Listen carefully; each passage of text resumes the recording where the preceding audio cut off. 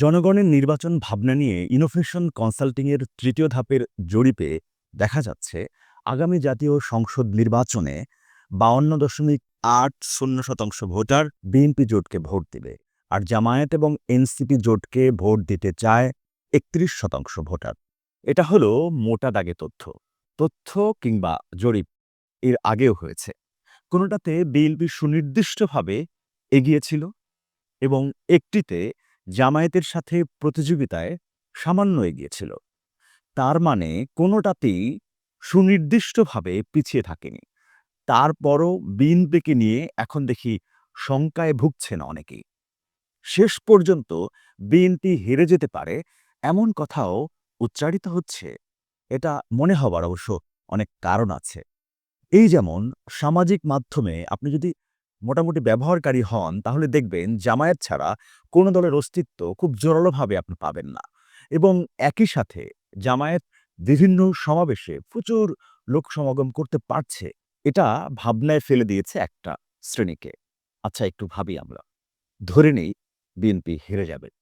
কিন্তু এই হেরে যাওয়ার পেছনের সমীকরণটা আসলে কেমন হতে পারে? আমার কাছে মোট ৭টি পয়েন্ট আছে।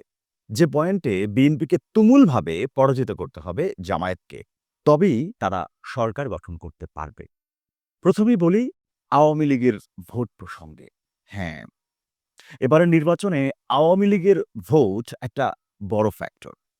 অনেকেই বলেন আওয়ামী লীগের ভোটাররা ভোট দিতেই যাবেন না। বুঝলাম।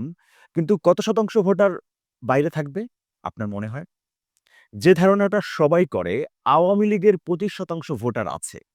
সেই হিসেবেও যদি ধরি ১০% যদি ভোট দিতে যায়, সেটাও কিন্তু একটা বড় সংখ্যা। কিন্তু এই ভোটটা কারা পেতে পারে? জামায়াত নাকি বিএনপি? অনেক জায়গায় জামায়াতের সাথে আওয়ামী লীগের একটা আঁতাত আছে। এটা সত্যি। কিন্তু সেটা কি এমন যে সবাই জামায়াতকে ভোট দিবে? আওয়ামী লীগের ফিরে আসার প্রশ্নে বিএনপি কিন্তু কাছের হবার কথা। আওয়ামী লীগের ১০% ভোটারদের সেক্ষেত্রে ৭-৮% ভোট পেতে হবে জামায়াতকে, যদি তারা ভোটে জিততে চায়। ভোটারদের অর্ধেকই নারী। তাই তাদের ভোট বড়ভাবে পেতে হবে জামায়াতকে। কিন্তু সামাজিকভাবে নারীরা এরই মধ্যে কি সিদ্ধান্ত নিয়ে ফেলেছে কোন দলকে তারা ভোট দিবে? সাধারণ ধারণা অনুযায়ী নারী ভোটারদের ভোট বিএনপিরই পাবার কথা। কিন্তু জামায়াতকে যদি জিততে হয়, নারীদের বিপুল ভোট তাদের পেতে হবে। নারীদের মনোজগতে এরই মধ্যে যদি তারা দীর্ঘ একটা ছাপ রাখতে পারে, তবেই কিন্তু এবারের নির্বাচনে তারা জিততে পারে। এদেশের মানুষের জন্য মুক্তিযুদ্ধ খুবই সাধারণ একটা বিষয় নয়। তার একটা বড় উদাহরণ হলো আওয়ামী লীগ দীর্ঘদিন মুক্তিযুদ্ধের বয়ানে দেশকে শাসন করতে পেরেছিল। এই অংশটার সেনসিটিভিটি আরো বেড়ে গেছে এরই মধ্যে, এটা নিশ্চিতভাবেই বলা যায়। জামায়াতকে তাই বিশ্বাস করার কোনো কারণই আসলে থাকার কথা নয়। সেক্ষেত্রে ভোটে জিততে হলে এই ভোটারদেরও একটা নির্দিষ্ট হারে ভোট পেতে হবে জামায়াতকে। বাংলাদেশের রাজনীতিতে এই ধারণা স্পষ্ট যে বিএনপি এবং আওয়ামী লীগের নিজস্ব ভোটার কাছাকাছি, মানে ২৫% থেকে ৩০%-এর মধ্যে। অন্য ভোট সুইং ভোটার, একবার এ দলকে পছন্দ করে তো আরেকবার অন্য দলকে। বিএনপির এই কোর ভোটারদের একটা বড় অংশ ভোট পেতে হবে জামায়াতকে, তবেই তারা আগামী নির্বাচনে সরকার গঠন করতে পারবে। ইসলামের বাক্স এক হোক, এরকম একটা স্লোগান নিয়ে শুরু হয়েছিল একটি ঐক্য, সেটা ভেঙে গেছে। সেখানে এখন চরমোনাই এবং হেফাজতকে মোকাবেলা করে এগিয়ে হবে জামায়াতকে। অর্থাৎ তাদের ভোটের একটা অংশ জামাতকে পেতে হবে, তবেই তারা সরকার গঠন করতে পারবে। দেশের অন্য ধর্মের ভোটাররা জামায়াতকে ভোট দিবে?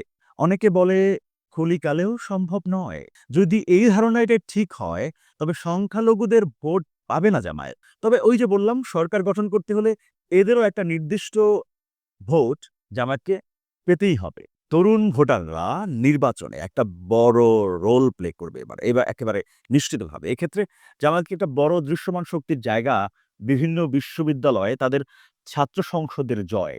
এটা পুরো বাংলাদেশে একইভাবে ধরে রাখতে যদি পারে জামাত, তবে সরকার গঠন তারা নিশ্চিতভাবেই করতে পারবে।